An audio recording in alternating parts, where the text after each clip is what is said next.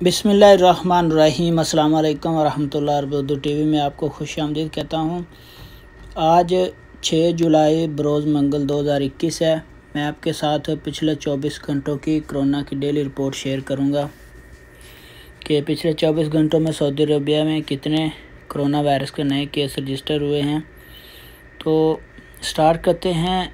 1277 नए case register हुए हैं। 1080 लोग सेहतयाब हुए हैं। 16 लोगों की डेथ होगी। अल्लाह पाक उनकी मग़फ़िरत फरमाए। सबसे ज़्यादा जो केस रजिस्टर हुए हैं रियाद में 328, मंतका अल शर्किया में 264, मक्का अल मुकरमा में 240, असीर में 134, नजरान में 88, जज़ान में 59, मंतका दूदल शुमालिया में 50, मंतका मदीना मुनव्वरा में 35, कसीम में 27, अलबाहा में 18, तबूक में 18, हायल में 8 और जोफ में 8 केस रजिस्टर हुए हैं। टोटल सऊदी अरेबिया में 4,95,309 केस रजिस्टर हो चुके हैं। 4,75,448 लोग सेहतयाब हो चुके हैं। 7,907 लोगों की डेथ हुई है।